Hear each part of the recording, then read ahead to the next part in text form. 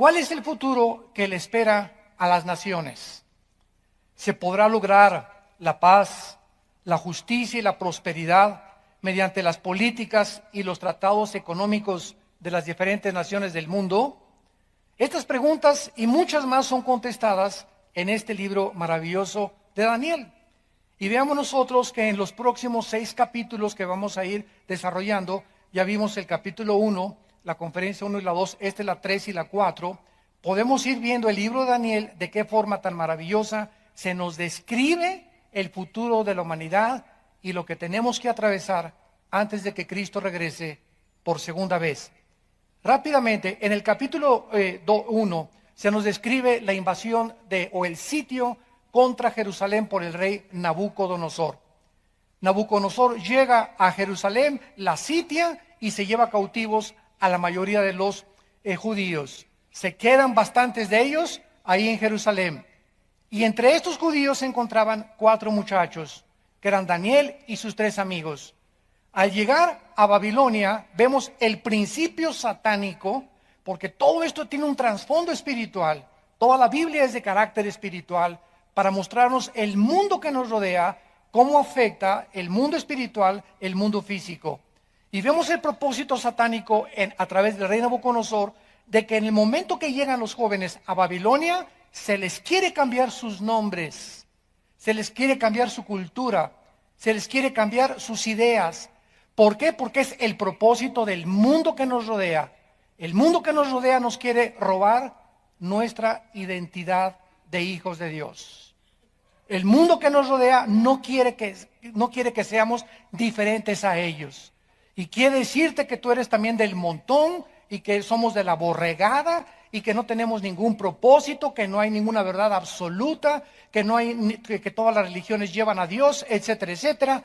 Y vemos desde el principio de este maravilloso libro el propósito satánico de querer robarnos nuestra identidad, nuestras convicciones, el vocabulario que usamos como cristianos, la educación y las convicciones espirituales que debemos de tener como seguidores de Jesucristo.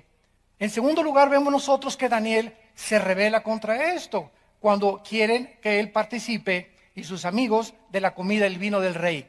Daniel inmediatamente demuestra convicciones. Y quiero decirles algo, creo que ya es el momento, santos de Dios, de que tengas convicciones. ¿Qué significa tener convicciones? Tener convicciones significa estar convencido interiormente de que voy a decidirme. Si soy hombre, no voy a tocar a mi novia jamás, hasta que nos casemos. Voy a decidir como una muchacha que nadie me toque hasta que nos casemos. Y Señor, te lo prometo y quiero que tú me fortalezcas. Voy a tener convicciones de que solamente a mi esposa le voy a ser fiel. Voy a tener convicciones que mi vida va a ser guiada por la honradez, la integridad y nunca por la falsedad ni la insinceridad de mi corazón. Voy a tener convicciones de que nunca le voy a robar a Dios. Y estas convicciones, si no determinamos ya, es algo que tenemos que proponernos, como lo hizo Daniel en el versículo 8. Y Daniel determinó en su corazón, propuso en su corazón, estableció firmemente en su corazón no participar de la inmoralidad ni de las cosas que Babilonia tenía enfrente de él y de sus amigos. Sin esta determinación, sin estas convicciones, Dios no nos puede ayudar. Ahora, fíjense cómo funciona esto. Por ejemplo, tú eres una persona que fumas. Entonces, la convicción te dice, ya estoy totalmente convencido que físicamente estoy reduciendo mi vida 25 años, por lo menos, que es lo que te reduce el cigarro y las drogas. Y al estar convencido de esto, de que físicamente te estás autodestruyendo y además no puedo seguir sirviendo a Dios con nada que sea yo esclavo, porque Dios nos llamó a la libertad. Entonces decido en mi corazón, y entonces tú agarras los cigarros y los tiras al bote de la basura y escucha, en el momento en el que Dios ve que nosotros tomamos una convicción y determinamos y damos el primer paso, Dios da el segundo paso. Dios no va a hacer nunca lo que nos corresponde a nosotros hacer. La responsabilidad es de nosotros. Dios hace su parte. Una vez que Él ve que nosotros hacemos nuestra parte. Ah, pues ahora Pepito ya lo vi que ya tiró los cigarros, entonces ahí viene detrás el poder de Dios para respaldar tu convicción y darte fuerza para que tú puedas mantenerte firme y no volver a participar de esta droga. Voy a proponerme, ya no quiero la pornografía, ya estoy harto, la pornografía me va a llevar a un punto donde me voy a volver una persona degenerada sexualmente. Me va a afectar mi comunión con Dios, me va a afectar mi relación con mi esposa. Los cielos se cierran totalmente sobre mi casa cuando hay pornografía o cuando soy adicto a la pornografía, porque Dios no bendice mi matrimonio. Dice en Hebreos 13:4, honroso sea el matrimonio sin mancilla, y a los adúlteros y a los fornicarios los juzgará Dios.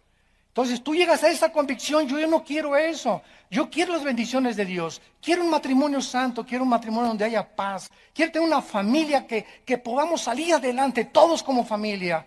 En el momento que tú vas a tu casa hoy mismo y agarras todas esas revistas y videos y bloqueas ya, tú sabes los canales que no deben de estar en tu televisión, y tú puedes hablar a cualquier red de internet para decirle cancéleme el canal fulano y el canal fulano. Tú sabes muy bien, no te puedes engañar. Cuando tú haces eso, Dios te respalda. ¿Y sabe una cosa que pasó con Daniel? Que Dios le dio gracia. Viene entonces la gracia de Dios. Y dice el capítulo 1, versículo 17, a estos 4 muchachos, cuando Dios vio que tomaron estas decisiones, les dio conocimiento e inteligencia en todas las letras y conocimientos o ciencias. Y Daniel tuvo entendimiento en toda visión y sueños. Y esta es la razón por la cual Dios bendice con entendimiento. Hace poco fueron una compañía televisora a grabarme a Dallas, a la casa de ustedes, y querían ellos que yo formara parte de un programa que se llama Los Gigantes y la Biblia, porque de acuerdo a esta televisora en Estados Unidos no había muchas personas que hablen de quiénes fueron los gigantes, los Nefilim. Siempre se ha tratado en la antigua escuela teológica de que los gigantes, ¿verdad?, fueron la mezcla de los descendientes de Enoc y los descendientes de Caín, cosa que es imposible hasta genéticamente. ¿Por qué? Porque todo el mundo decía cómo podían los ángeles caídos mezclarse con las humanas, y siempre sacan el versículo, ¿verdad?, del Nuevo Testamento que Cristo dijo, es que serán como los ángeles en el cielo que no se casan ni se dan en casamiento. Pero sin embargo la Biblia, como no es de interpretación privada, vamos a Judas, ¿verdad?, versículo 3 y 4, donde dice que los ángeles, está hablando de estos ángeles de Génesis 6, como los sodomitas, igual que ellos, se fueron en vicios en contra de naturaleza, tras carne extraña. Entonces, la forma como los ángeles se mezclaron con las mujeres en Génesis 6, no lo sabemos exactamente. Lo único que sabemos es que Satanás puede pervertir la genética humana, y lo logró. Entonces pudieron haberse metido en hombres, pudieron haberse, pudo haber habido una especie como de clonación hace miles de años. Algo sucedió que produjo seres monstruosos de 4 o 5 metros de estatura, con 12 dedos en las manos y 12 dedos en los pies, que poblaron la tierra durante 1000 años y se convirtieron en los enemigos del pueblo de Dios, porque cuando iban a entrar a Canaán, fueron los primeros que querían impedir que el pueblo de Dios se apropiara de las promesas de Dios. No hay duda que los gigantes eran obra de Satanás. Entonces hay mucha gente, ¿verdad?, que quiere saber y me mandan correos, oye, que esto y que el otro, por aquí por allá. ¿Por qué no tiene mucha gente, muchas veces, entendimiento la gente? Porque el entendimiento lo da Dios y el Espíritu Santo. Oiga, ¿y por qué la predestinación? ¿Y por qué aquello? A esas personas hay que preguntarles, ¿tú ya tienes conocimiento de qué es la justificación, la gracia, los pactos, la santificación? ¿Conoces las doctrinas elementales de la Biblia? ¿Has estudiado el libro de Romanos, versículo por versículo, todos los 16 capítulos de Romanos? ¿Ya tienes un concepto adecuado entre el libro de los Hebreos y el Antiguo Testamento? Entonces no te quieras brincar al 5º o al 6º año de primaria cuando no sabes leer el abecedario. Pero así es como está el pueblo de Dios. Demandan preguntas, y a ver esto por qué, y a ver esto por aquello. Pero ellos no quieren pagar el precio de ellos discipularse. Quieren que un predicador les conteste todo, quieren saberlo todo, pero no se disipulan, no estudian sus Biblias en su casa privadamente, pero quieren todo a la maruch, quieren todo instantáneo, quieren todo a través de una palabra de profecía, quieren todo a través de una visión, de un sueño, o que se les aparezca Clodomiro en un buñuelo.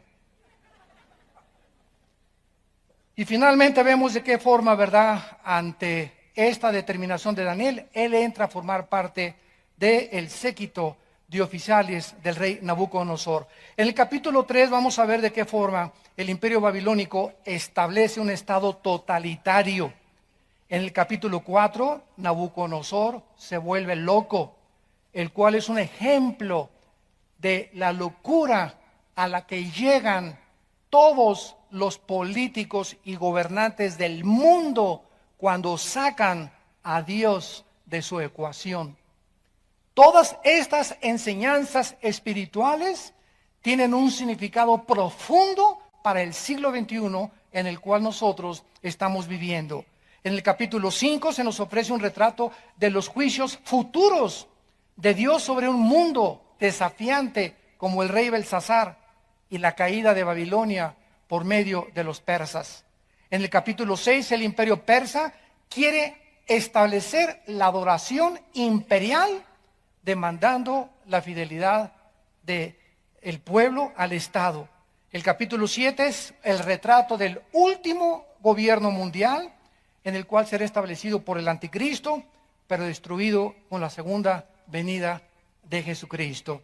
Así a grandes rasgos, acabamos de compartirles los próximos 6 capítulos para que tengamos un panorama. Siempre es bueno tener un panorama de los libros, de los capítulos, como en Cinemascope, ¿verdad? Para poder entender ya después, analizar los versículos por versículos, de qué forma Dios nos quiere hablar.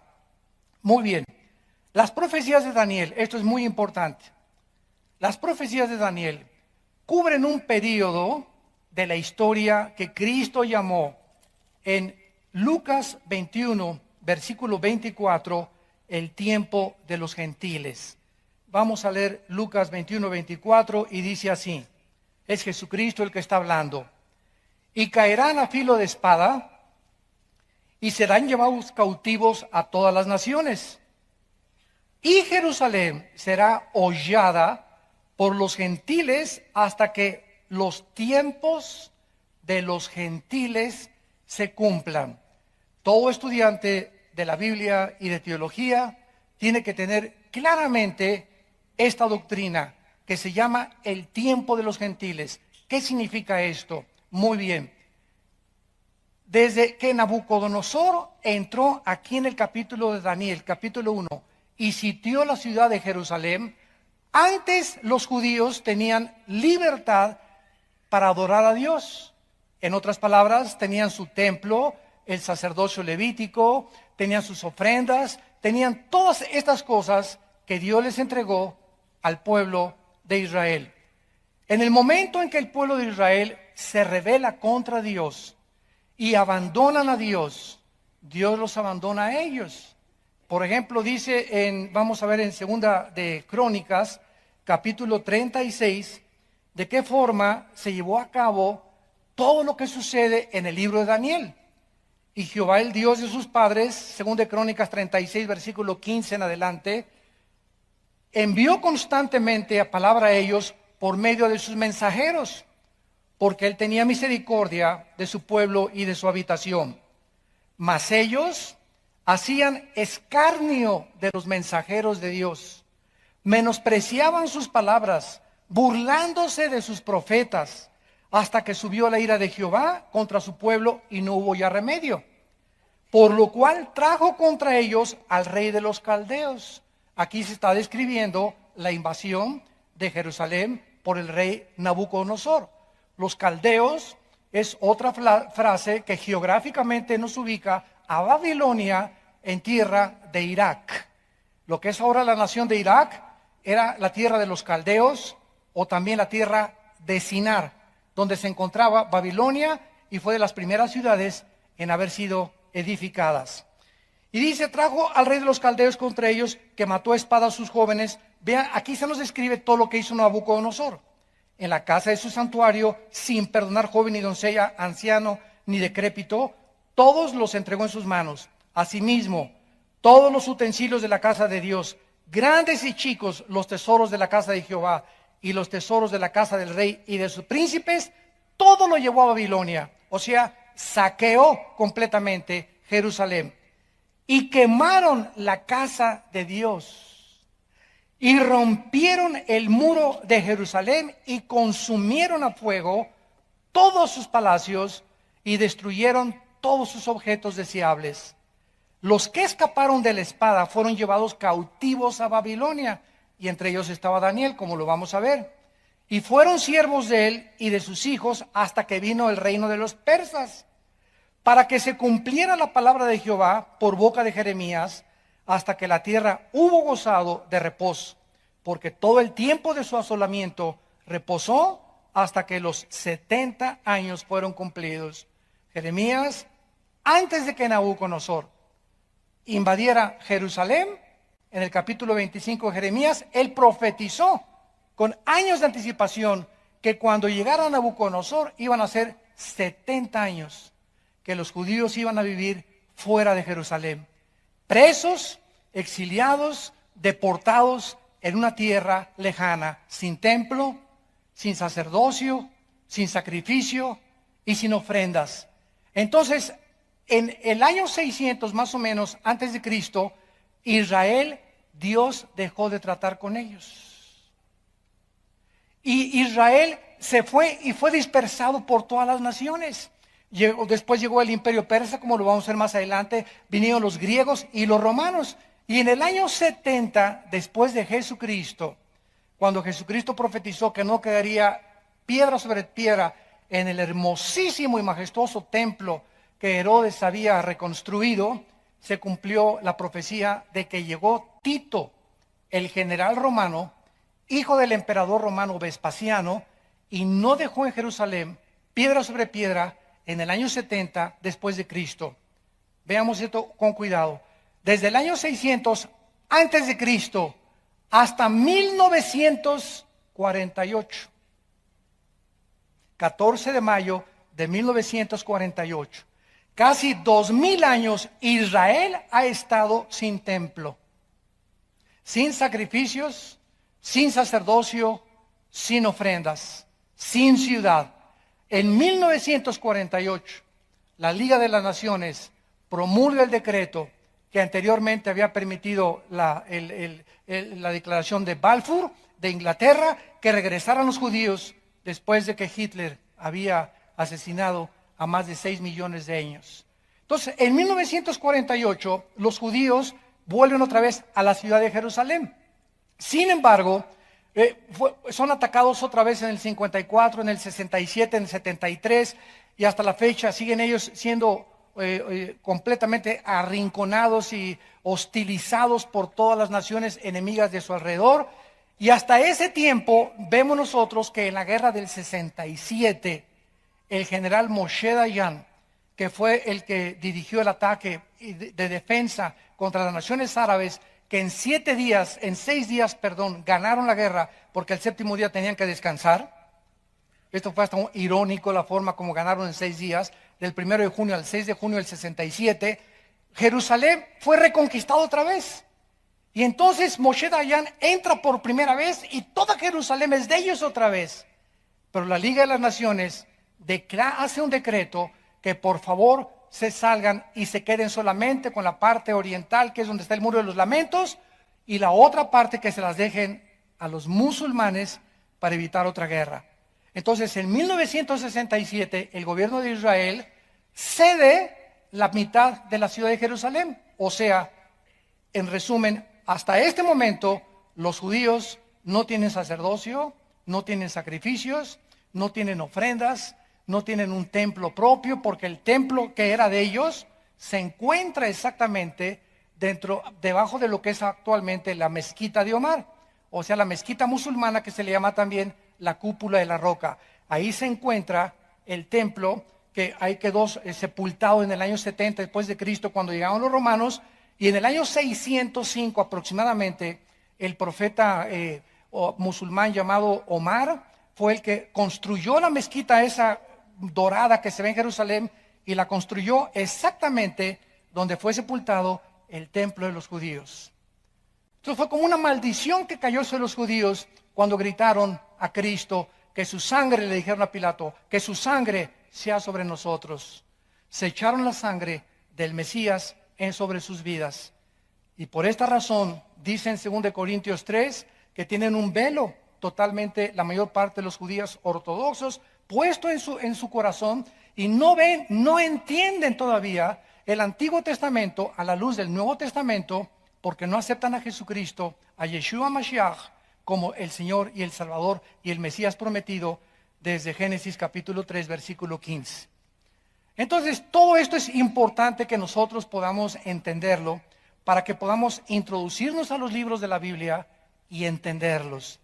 Y le rogamos a Dios siempre sabiduría y conocimiento, y Él la dará a todos aquellos que quieren proponer en su corazón no pecar.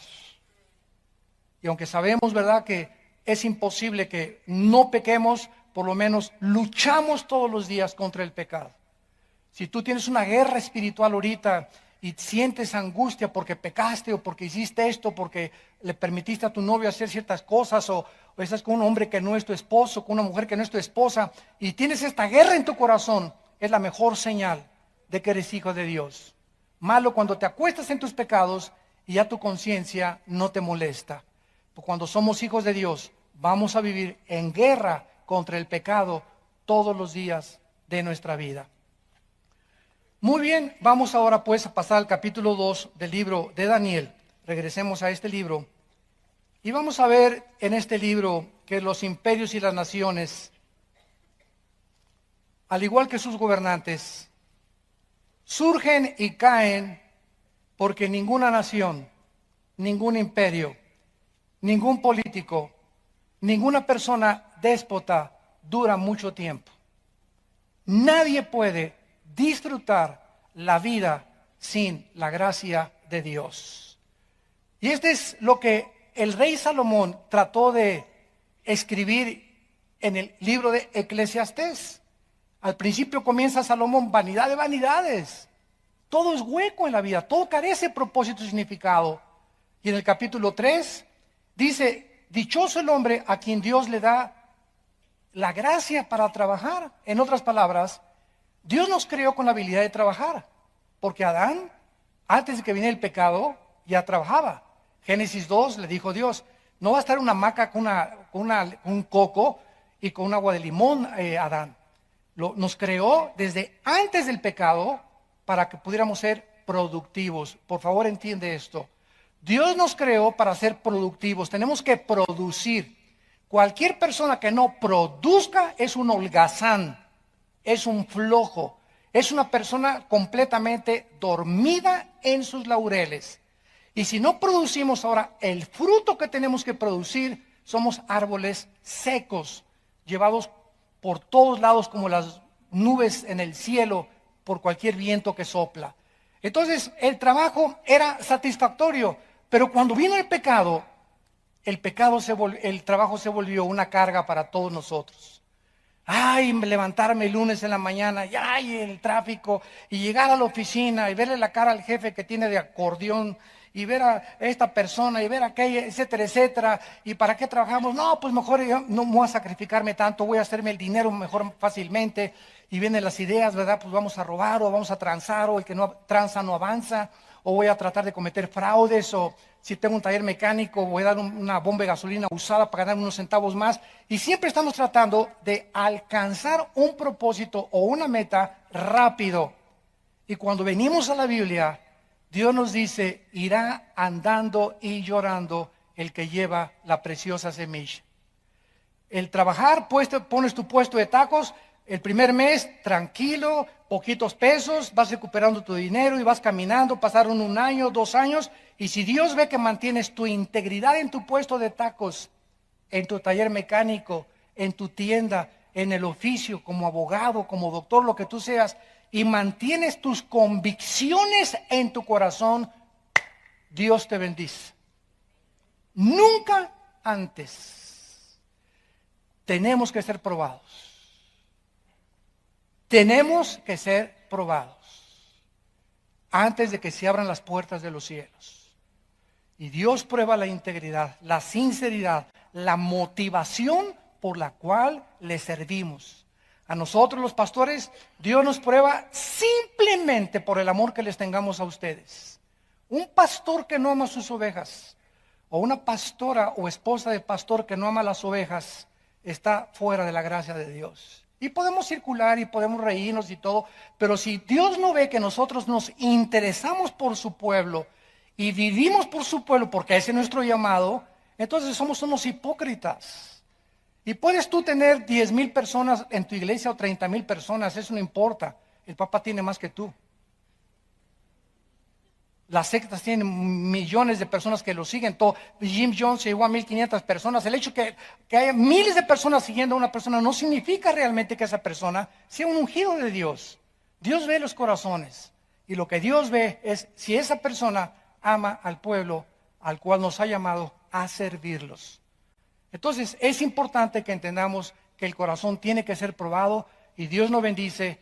Pero cuando vas llorando con la semilla, regresaremos con gozo trayendo las gavillas. Habrá una bendición tremenda después de 30, 20, 40 años de servir a Dios. Yo comencé a servir a Dios en 1977, aquí en esta área de satélite. Muchos de ustedes somos antes de Cristo, ¿verdad? Ya nos conocen.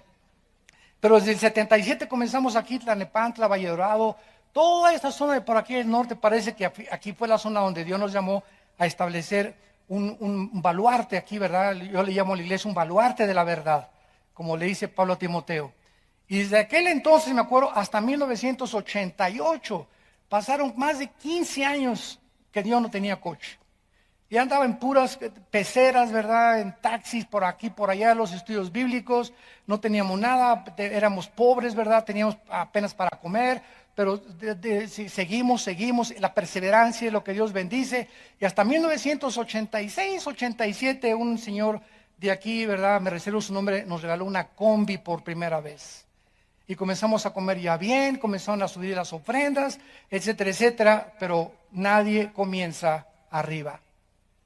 Para que no crean ustedes, ¿verdad? Que ahorita que nos ven aquí muy trajeado el brother, ¿verdad? Y con etcétera, etcétera. Que hemos toda la vida sido así, ¿verdad? No, han sido tengo ahorita 40 años de ser cristiano y 37 de servir al Señor. 40 años que me convertí en el 74 y 37 años de servir a Cristo.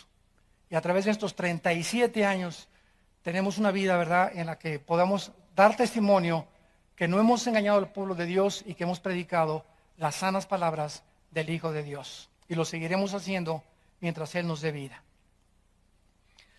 En los tiempos de Daniel, tanto Jerusalén como Judá cayeron bajo el imperio babilónico, todo destruido, y los judíos estaban ahora preocupándose, ¿qué nos deparará el futuro? ¿Dónde están las promesas de Abraham? Oye, ya me divorcié, Dios me dijo que me iba a bendecir, mi hijo se fue de la casa, oye, el trabajo no prosperó, el negocio que hicimos no prosperó, ¿realmente podremos nosotros tener un futuro? ¿Nos podrá levantar Dios? Mi amor, me corrieron del trabajo, nos quedamos sin nada por mis convicciones de cristianos. Como esa película de Dios no está muerto, el muchacho está al grado de perder y perdió a su novia. Escuchen, jóvenes, perdió a su novia con tal de mantenerse en sus convicciones. Y así te va a mandar Dios, muchachitas, de que, ay, no seas ridículo, no seas exagerado, no seas tan religioso, no seas, pareces un idiota ya día y noche con la Biblia. Y cuando tú aceptas eso, es que la amas más a ella que a Dios. Te está probando Dios. O igual con tu novio, ¿verdad? Ahí tú con la Biblia siempre, pues si no te gusta, ¿verdad? Pues nos vemos y ya. Pero tenemos que tener convicciones. Y si no pasamos esa prueba, no pasamos las demás. Porque es la primera prueba que tenemos los cristianos. Primera de Pedro capítulo 1. Nuestra fe, más preciosa que el oro, tiene que ser probada. ¿Cómo se prueba la fe? Ante la oposición, ante la persecución. Ahí es donde damos cuenta que vamos en contra de la corriente. Si no te gustó, pues búscate otro que te vaya a chapulinear. Si no te gustó, pues búscate otra, ¿verdad? Si no te gustó, pues renuncio, ¿verdad? Pero aquí es esto.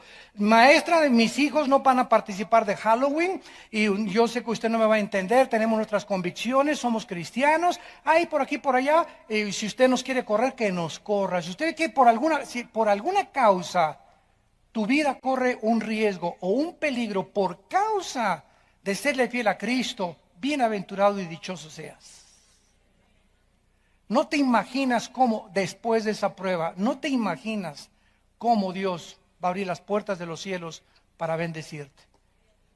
No hay nadie a quien Dios bendiga con la famosa prosperidad. Nada más da esto y serás prosperado, etcétera, etcétera. No, la prosperidad viene después de muchos, muchos años de servir a Dios y de mantener tus convicciones contra toda la corriente opuesta del mundo. Ahora era cuando el pueblo judío necesitaba tener una esperanza. Necesitaban a alguien. ¿Y qué hizo Dios? Infiltrar 4 jóvenes dentro del imperio babilónico para trabajar dentro de estos jóvenes y en la vida de estos jóvenes, principalmente de Daniel, poder transmitirles al pueblo la esperanza que aún les esperaba si ellos se arrepentían de sus pecados. Vayamos pues al capítulo 2, que dice así: en el segundo año del reinado de Nabucodonosor, por cierto, él reinó 45 años de los 70 años que existió Babilonia. Nabucodonosor era hijo de Nabopolassar, su padre fue el rey de Babilonia. Él siguió Nabucodonosor y reinó 45 años. En el segundo año del reinado de Nabucodonosor, tuvo Nabucodonosor sueños y se perturbó su espíritu y se le fue el sueño. Hizo llamar el rey a magos, astrólogos, encantadores, caldeos, para que le explicaran los sueños. Vinieron pues y se presentaron delante del rey, y el rey les dijo: he tenido un sueño, y mi espíritu se ha turbado por saber el sueño. Entonces hablaron los caldeos al rey en lengua aramea: Rey, para siempre vive. Di el sueño a tus siervos y te mostraremos la interpretación. Noten ustedes, en primer lugar, que este sueño venía de Dios. Dios no le dio el sueño a Daniel, porque vamos a ver en este sueño de esta imagen que vamos a escribir, a ver si nos da tiempo si no en la próxima conferencia, esta imagen que fue el centro del sueño de Nabucodonosor, ahí se profetiza toda la historia de los imperios políticos desde el año 600 antes de Cristo hasta la segunda venida de Cristo. Esto es asombroso e increíble. En esa imagen que vamos a estudiar con mucho detenimiento, se profetiza todo el futuro de la humanidad. Así que imagínense ustedes si Daniel hubiera tenido ese sueño, ¿quién le hubiera creído? Pero el hecho que Dios le da el sueño a un rey pagano, a un rey gentil, a un rey cruel, porque si había alguien cruel y sanguinario era Nabucodonosor, le sacaba los ojos a sus víctimas, a las mujeres embarazadas las partía a la mitad. Era un rey de lo más sanguinario que puedan ustedes imaginarse. Entonces, al darle Dios el sueño a Nabucodonosor y después usar más adelante a Daniel, a los astrólogos, a los discípulos de Walter Mercado, a los ocultistas, a los filósofos orientales, a los gurús y a todos aquellos que están en el mundo del ocultismo, Daniel tenía que demostrar en ese imperio que él servía al único Dios vivo y verdadero. Vamos a ver la incapacidad de los brujos, los astrólogos, los adivinos de poder ni siquiera imaginarse qué había soñado el rey. Nabucodonosor tuvo un sueño que le quitó el sueño. De igual manera que este rey, muchos políticos y gobernantes actuales se encuentran en el siglo XXI perturbados.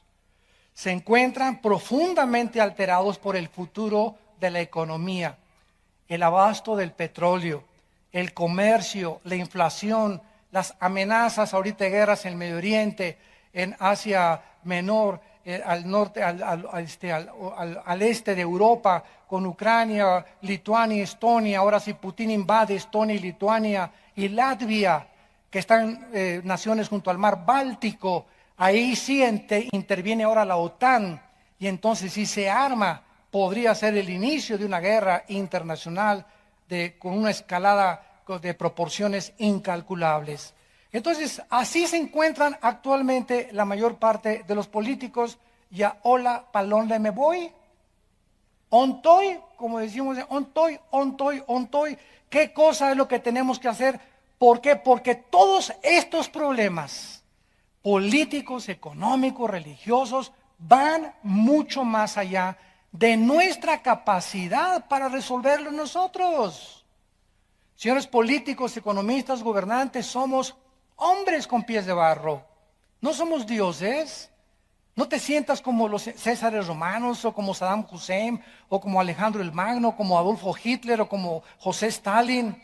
No sientan todo lo que esos hombres fracasaron en la historia precisamente por eso, por sentirse dioses, por creer que tú puedes resolver los problemas de tu matrimonio. ¡Cuánto orgullo! Por creer que tú puedes darle una buena educación a tus hijos sin tomar en cuenta a Dios. Por creer que puedes prosperar y salir adelante con paz y felicidad y tranquilidad en tu vida sin tener en cuenta a Dios. Dios, la Biblia dice en Deuteronomio capítulo 18, Dios condena drásticamente la brujería y todo lo que se encuentra en el área del ocultismo. Dice Deuteronomio 18, versículo 10. No se ha hallado en ti quien haga pasar a su hijo o a su hija por el fuego, ni quien practique adivinación, ni agorero, ni sortílego, ni hechicero, ni encantador, ni adivino, ni mago, ni quien consulte a los muertos. Para que pongan atención todos aquellos que dicen que tienen comunicación con los muertos y los que se ponen de intermediarios como mediums en las sesiones espiritistas. Estás pisando los terrenos del enemigo. Porque es abominación para con Jehová cualquiera que hace estas cosas, y por estas abominaciones Jehová tu Dios echa estas naciones de delante de ti. En el libro de Levítico, antes de Deuteronomio, dice la Biblia 2, 3 libros antes, capítulo 19, Levítico, versículo 26, no comeréis cosa alguna con sangre, no sean agoreros ni adivinos. Versículo 31, no se vuelvan a los encantadores ni a los adivinos, no los consulten, contaminándose con ellos. Yo Jehová vuestro Dios. ¿Qué dice la Biblia? Una persona que va a que le lea la mano, que parece juego inocente, alguna fuerza espiritual se está moviendo en la persona que te está leyendo la mano. Llámale como tú le quieras llamar. Si vas a que te lean el café, o si vas a que te lean los horóscopos, o que saquen el hígado de un pollo y el ojo de un chivo para que te lean el futuro, cualquier persona que se involucre en este tipo de prácticas que parecen inocentes, hay energías que se vienen y que atraes sobre tu vida de maldiciones. Cualquiera que se atreva a jugar a la ouija, que porque por curiosidad, no es ninguna curiosidad ni ninguna cosa inocente, la tabla de la ouija es de lo más satánico que existe. Y si no, pregúntate tú en tu lógica elemental que tú tienes por nacimiento, ¿quién hace mover la ouija? ¿Cómo es posible? ¿Quién le da esos pensamientos? ¿Quién le da esa forma de responder?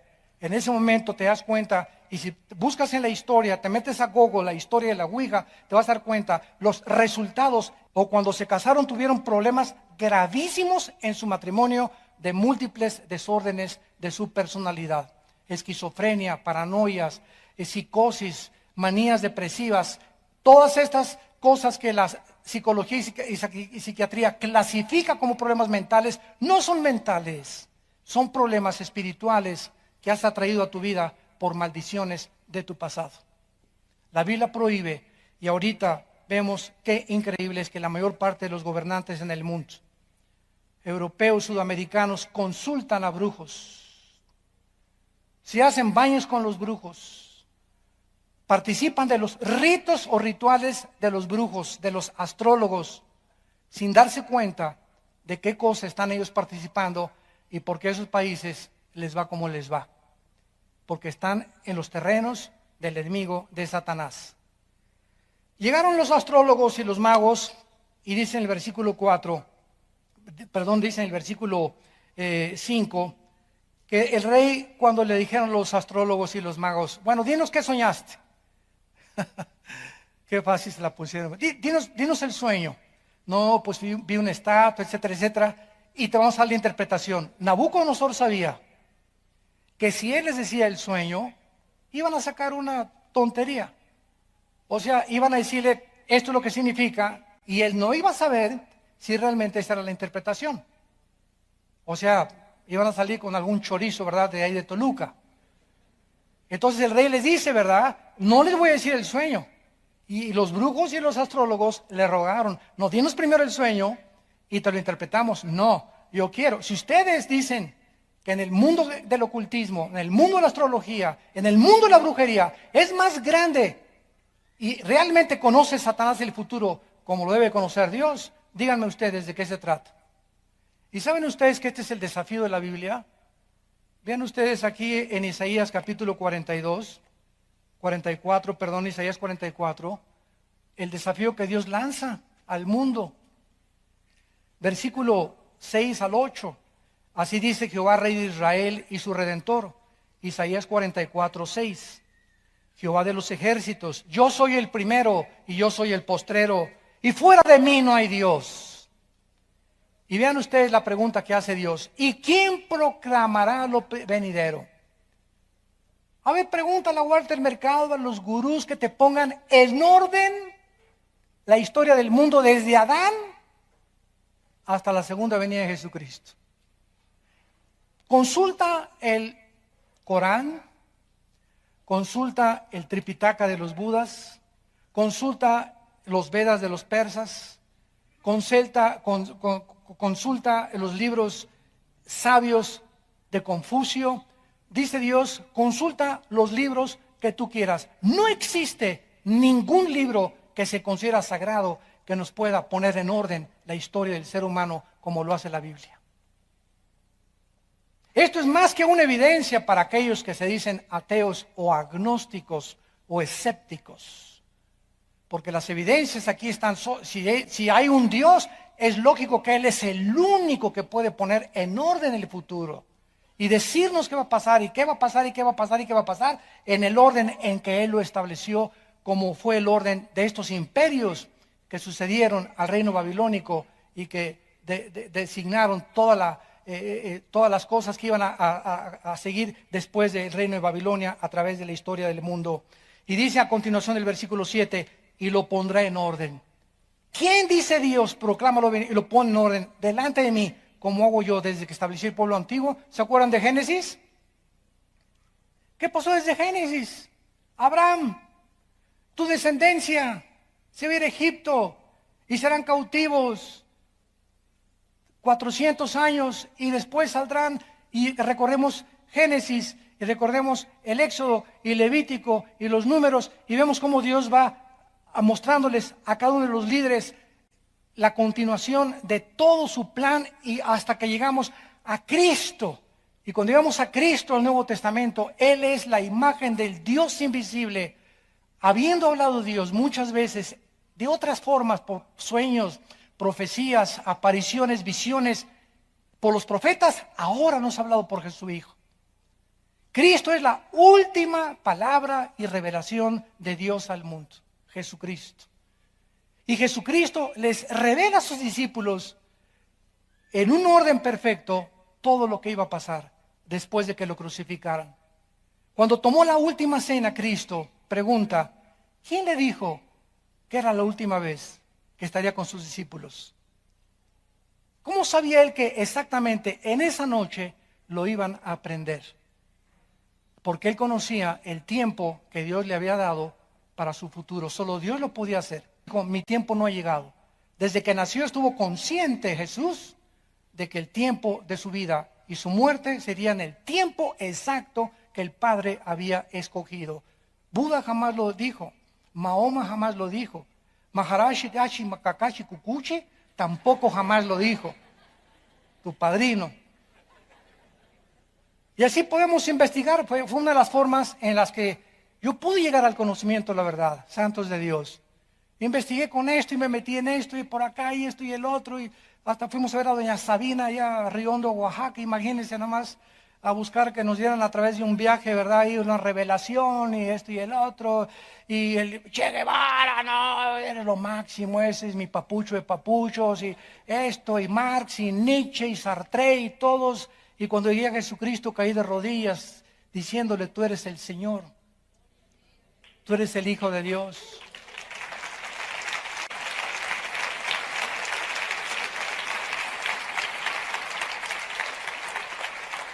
Y si no es Él, ¿quién es? Si no es Él, ¿quién es? Dime. Como decíamos allá en mi rancho, tráeme tu gallito Giro. ¿Quién es? ¿Quién es tu gallo? Dímelo. Dime. Al hombre que más admiras. Llámese ateo o no ateo, líder, dime y compáralo con Jesucristo. Y busca cualquier libro que tú quieras en los billones de volúmenes de literatura que existen en las bibliotecas del mundo y tráeme un libro que ni siquiera se atreva a comparar con la información que contiene la Biblia. No hay.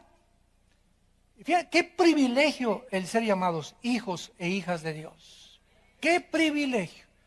Y sigue el mundo igual que en tiempos de Daniel, con los astrólogos y con los horóscopos, y de una filosofía al otro lado, y la dianética, y la ciencia de la salud, y la nueva era, y ahora esto, y ahora la cabala, y por todos lados siguen surgiendo, y surgiendo, y surgiendo, y surgiendo, y sigue en el cielo la cruz diciendo, yo soy el camino, la verdad y la vida. Yo soy el camino, la verdad y la vida. No busques más. Si vienes a Jesucristo, has encontrado la razón de tu existencia y has llegado a la final de tu búsqueda. Todos estos brujos y astrólogos comenzaron a tratar de burlarse del rey. El rey se dio cuenta, pues era más inteligente que ellos. Reconocen su incapacidad. Dice el versículo 4 de Daniel, capítulo 2. Hablaron los caldeos al rey en lengua aramea. Rey, dinos el sueño y te mostraremos la interpretación. Versículo del 10 al 11. Los caldeos respondieron delante del rey, no hay hombre sobre la tierra. Bueno, por lo menos reconocieron eso, que pueda declarar el asunto del rey. Además de esto, ningún rey, príncipe ni señor preguntó cosa semejante a ningún mago, ni astrólogo, ni caldeo. Y lo decimos y desafiamos con las mismas interrogantes al mundo. ¿Quién se puede atrever a decirnos de dónde venimos? ¿Quién se puede atrever a decirnos quiénes somos? Ahora han inventado hasta que somos una chispa que vino de un ADN de otra galaxia. En History Channel se está manejando esto. Impresionante. ¿Quién se puede atrever a decirnos hacia dónde se dirige el mundo? ¿Cuántas guerras faltan para que venga Jesucristo? No hay nadie, ningún hombre que pueda atreverse, más que la Biblia y sus profetas, que nos pueda decir exactamente quiénes somos, de dónde venimos, cuál es mi propósito, por qué nací, quién soy, de dónde vengo, hay vida después de la muerte. ¿Quién me lo puede decir? Más que Jesucristo, que se levantó de los muertos a los 3 días. Qué maravilloso libro tenemos en nuestras manos. Y esto es precisamente el mensaje del cristianismo, que Dios ha entrado a la dimensión visible y física para revelarnos, santos de Dios, lo espiritual y lo invisible. Dice Juan el Bautista en el capítulo 3 de San Juan, versículo 31 y 32.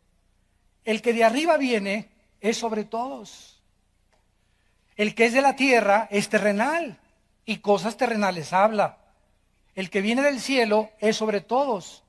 Y lo que vio y oyó, esto testifica y nadie recibe su testimonio. Qué ironía del ser humano. Cuánta contradicción hay en nosotros.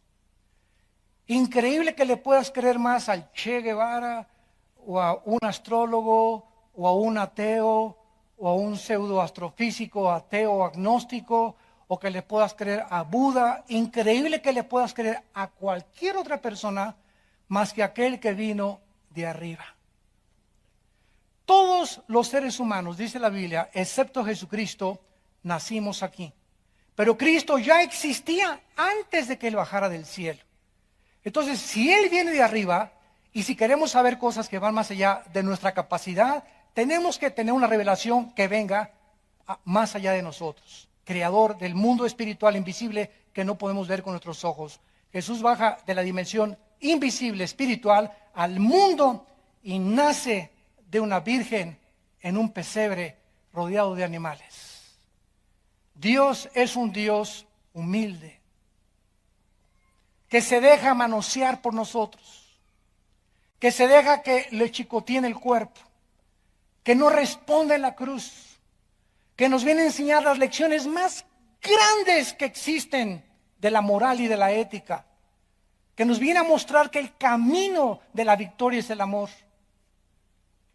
Pero no el amor simplemente físico, ¿verdad? El amor que no pide nada a cambio. El amor que se entrega a los demás sin considerar a sí mismo su propia vida. Porque no hay mayor amor que el que da su vida por los amigos. Viene del cielo a mostrarnos que el Padre está interesado en tu vida, que Dios te ama y que hay cientos de dudas en el mundo que nos rodea y todavía las habrá, porque el día que alguien no tenga dudas, ya no necesita a Dios. Porque ya eres Dios. Así que mientras seguimos el camino que estamos siguiendo hasta que Cristo venga, vamos a tener dudas y las vamos a encontrar. Vamos a encontrar dudas y las vamos a resolver. Vamos a encontrar cosas que van más allá. Y nos vamos a pelear que esto y que el otro y por puntos de vista y perspectivas, pero podemos caminar con Cristo y llegar al conocimiento pleno de la verdad. Y esto es lo que Dios nos ofrece a través de su Hijo. Yo soy la resurrección y la vida, dijo Jesucristo. Y cualquiera de ustedes que cree en mí no se va a perder, sino tendrá la vida eterna. Nadie ha bajado del cielo más que el Hijo de Dios. Se encarnó en un hombre para mostrarnos cuál era el camino de la verdad, de la justicia y de la santidad. Y finalmente, vemos aquí en Daniel que ante la incompetencia de estos magos y astrólogos, el rey Nabucodonosor los condena a muerte. Y dice el versículo 12 del capítulo 2, por esto el rey, con ira y con gran enojo, mandó que matasen a todos los sabios de Babilonia. Y se publicó el edicto de que los sabios fueran llevados a la muerte y buscaron a Daniel y a sus compañeros para matarlos. Y aquí vamos a ver después qué increíble el carácter de Daniel. ¿Se imagina a Daniel? Aleluya, gloria a Dios, que se los echen a todos. Y sin embargo, vamos a ver más adelante algo impresionante, que Daniel intercede ante el rey y él le dice, aquí voy a este es el sueño, rey, y con eso les perdona la vida a todos los brujos y a todos los astrólogos. Y durante todo el tiempo que Daniel pasó en Babilonia, les enseñó a muchos de estos sabios y astrólogos el camino de Dios. ¿Quiénes fueron los que siguieron la estrella de Belén cuando Cristo nació? Los famosos reyes magos, Melchor, Baltar y Balcazar, nada de eso. Ni San Clodomiro, ni San Perico de las Palotes, ni tampoco ni San Patricio. La Biblia no menciona nombres, ni que eran negro, ni blanco, ni amarillo. Menciona a 3 hombres que tenían conocimientos científicos, no de la astrología, sino de la astronomía. Estos hombres, perfectamente bien, guiados por esa estrella, eran sabios de Babilonia. Y ahora se comprueba que venían de Irak. Desde allá vinieron a Belén a descubrir al Hijo de Dios. ¿Quién les dio conocimiento? Cientos de años atrás, cuando Daniel vivió en Babilonia y rescató con su testimonio a la mayor parte de ellos.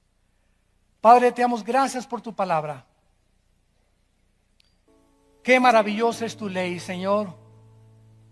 Lámpara es a nuestros pies, lumbrera a nuestro camino. Oh Señor, guíanos conforme al camino de la justicia. Gracias porque tú eres un Dios santo y amas la santidad y vives en la luz. Tuya es la sabiduría y tuyo es el poder.